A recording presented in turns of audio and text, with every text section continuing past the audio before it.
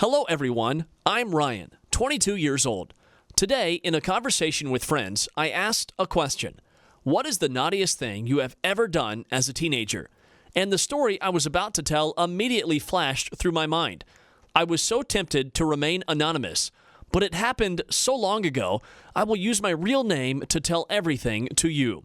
I was 16 years old, and 11th grade had just started. A nerd like me was excited for my English literature class with Mr. Smith, the most relaxed and chilled teacher in the school. But I was disappointed when entering the classroom that day was a man who, in my opinion, was the embodiment of the devil, making literature a pain for me. Mr. Smith, unfortunately, had an accident and broke his hips, so he was assigned to rest for a while. That was why Mr. Dave took over our class. He was in his 30s, had curly hair split in the middle, and shiny white teeth like those Colgate ads. As soon as he entered the classroom, Dave stood leaning against the table and glanced angrily at the class, stretching his broad chest forward as if to show off the fact that he had spent half his life in the gym. I sighed and sat down deep in the chair, cursing that I could foresee a terrible lesson with this devil. Meanwhile, Dave was calmly staring at us. The atmosphere in the classroom became extremely silent, as if we were at the graveyard.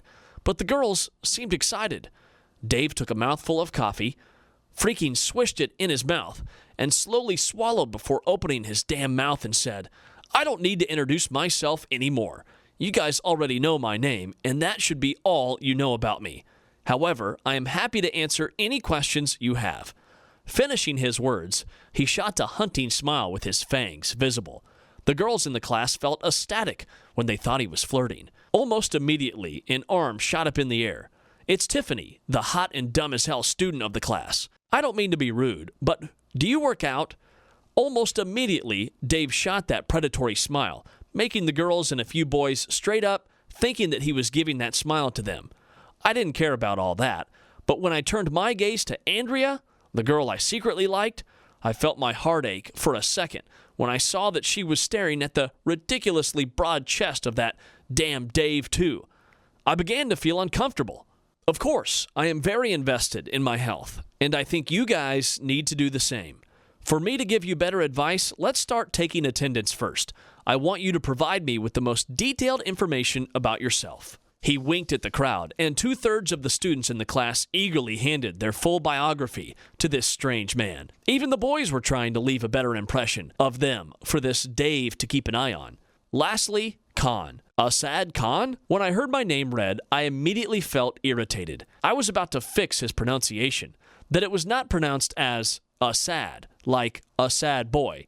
But I said nothing more than present to cut it short. Silence enveloped after that. Expectant eyes on me slightly narrowed. Strange. A muscle in my jaw twitched. I knew that look. Unfortunately, I knew it all too well. It screamed racist. My rebellious blood begins to boil. I raised an eyebrow, seemingly defiant. Asad Ali Khan? Originally a Pakistani.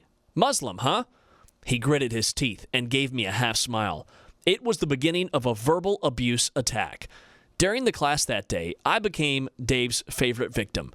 Every chance he had, he would jokingly call me Packy and asked if I had ever daydreamed about blowing someone up. And there were other extremely offensive jokes. I had always been taught by my parents to be patient, suck it up, and handle problems calmly. But Dave's jokes on me didn't stop. They only became meaner.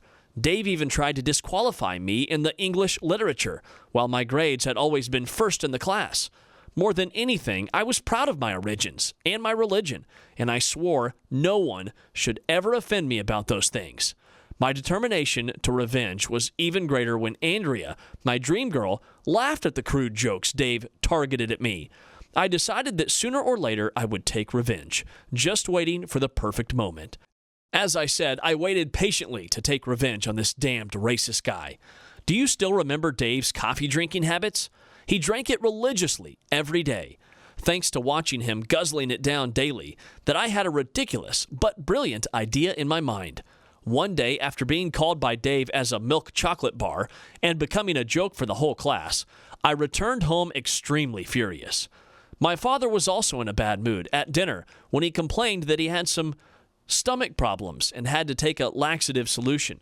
However, the good news is that it remarkably worked well and fairly fast. My ears perked up at that. You probably already guessed my plan, right? The next day, I went to the pharmacy and bought that laxative. I could mix an appropriate dose in about 8 ounces of liquid, and it was completely tasteless. Perfect for my plan. I also tried to study the side effects if overdosing for safety reasons. And right after that, I took the powder that I had meticulously calculated, just a little more than a safe dose, and went to school.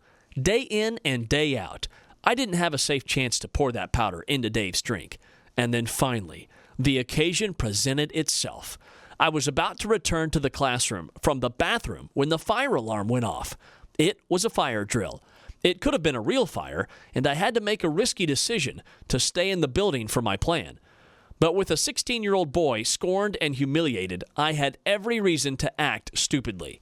I hid in the toilet until I saw my classmates passing by, with Dave leading in the front to evacuate the building.